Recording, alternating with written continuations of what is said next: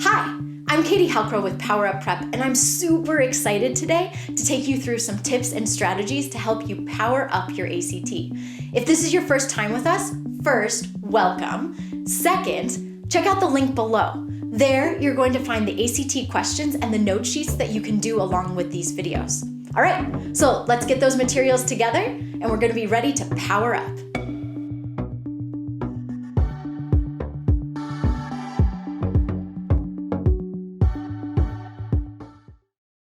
Okay, so before we go into the specifics of the different sections of the ACT, I thought it would be important to go over the general overview of the ACT and general strategies that you should use when you're taking the ACT. Okay, so overview of the ACT. The ACT has 4 multiple choice sections: English, math, reading, and science. I'll go into details about how many questions and like how long you get for each section later, but it's got those 4 multiple choice sections and then an optional writing section.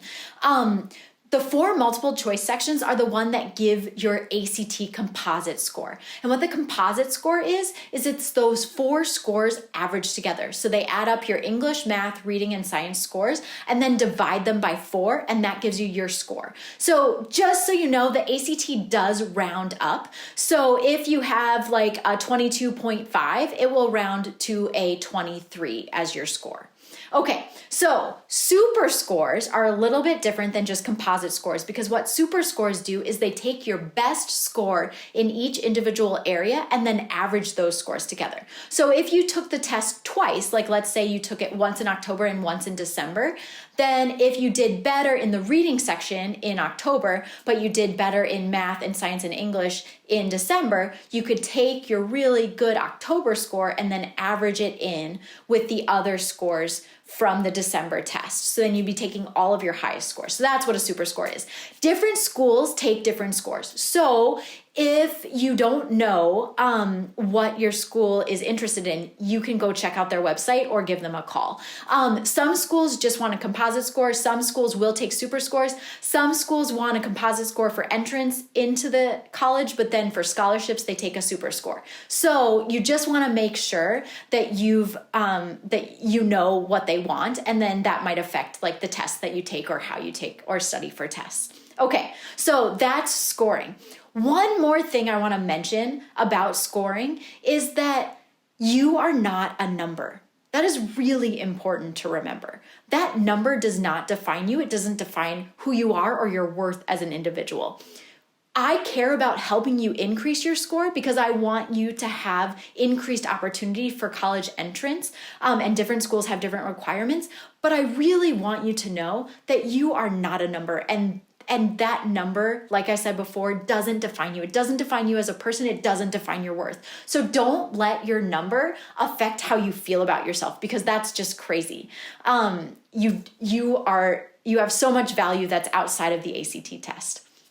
Okay, so scoring aside, let's talk about the overview of the ACT in terms of strategies.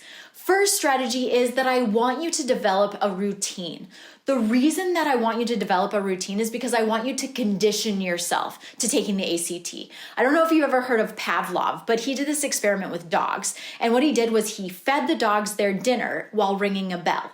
And then one day he rang a bell but didn't give them dinner. But the dogs still thought they were going to get dinner, so they started salivating. So what I want you to do is be like a Pavlovian dog. I don't want you to be a dog, but I want you to condition yourself to taking the ACT test. So taking the ACT is stressful, right? Like you go in to take the ACT, it's a high pressure test, you're gonna be nervous, it's timed, it's with other people, it's in an unfamiliar environment, all of these things. So if you condition yourself for taking the ACT test by every time you watch these videos, you do the same thing beforehand. Every time you take an ACT test, you do the same thing beforehand. What you're going to be doing is you're going to be making these synapses in your brain, like these connections in your brain, that when I do this, I do this. And so not only will it help your memory, because you're going to be doing the exact same things that you're doing when you're studying, so that will help trigger memory. But in addition, you're also going to make yourself feel calmer, because when you go in to take the test, you're going to be feeling just more relaxed, because you're like, oh, I've done this before. I've had this thing before that I've done and now I'm doing this. It could be your favorite coffee. It could be something to eat. I suggest gum. Chewing gum is really good because it has benefits outside of just like being part of a routine. If you chew peppermint or cinnamon gum, both of them have been shown in studies to enhance memory. And chewing gum itself can increase your blood flow, which increases blood flow to your brain and can help you think better. So chewing gum is something that I would really recommend.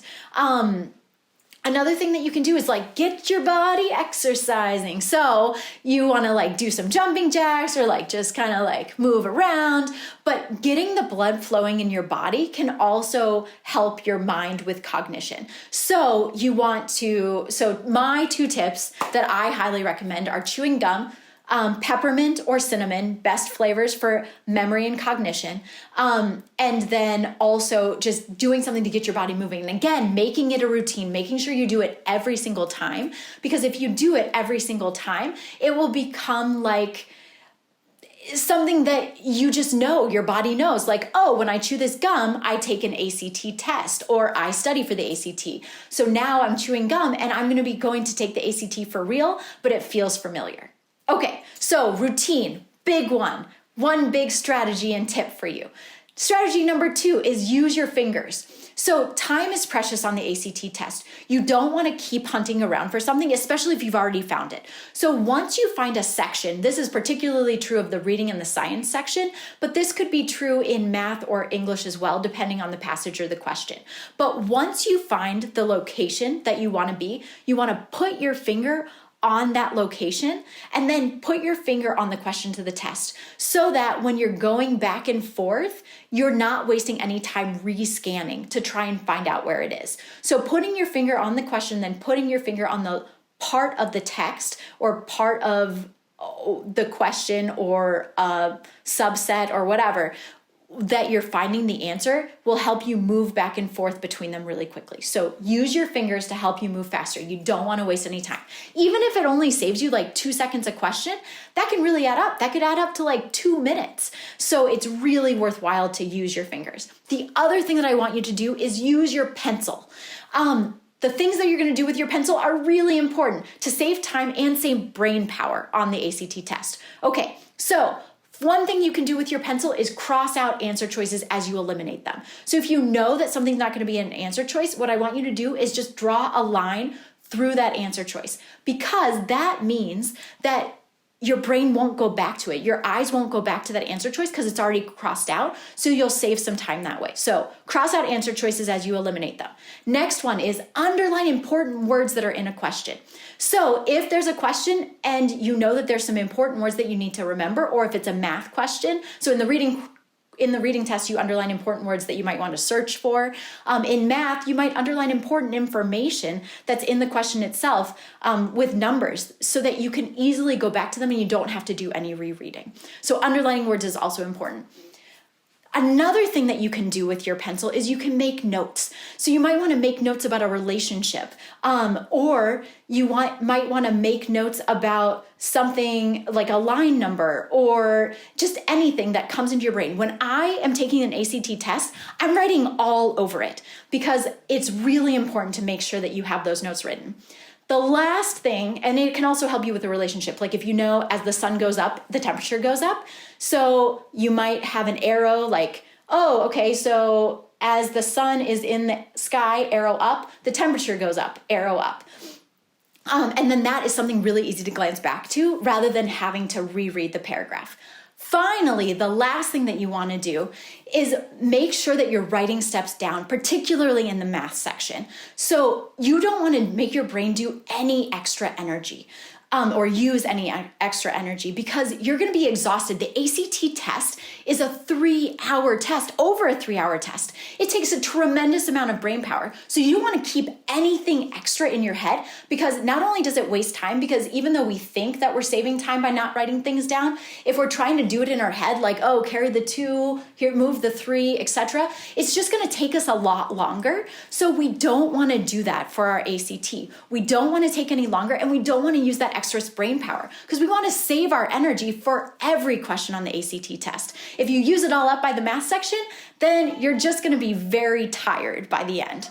So make sure that when you're doing the ACT, general strategies are develop a routine, use your fingers to help you, and then use your pencil to help you.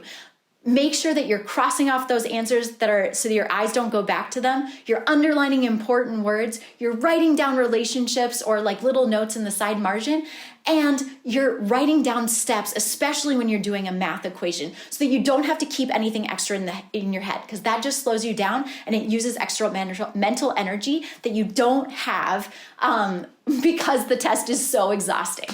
All right. Okay, so we have our basic strategies down. On to the English section. Let's go. Thanks so much for watching. I really hope that this was helpful. If you have any questions or comments, please don't hesitate to leave them below. We love to hear from you. Also, if you like what you see, hit the subscribe button so that you won't miss out on any of our curriculum or other tips and tricks that can help you power up your ACT.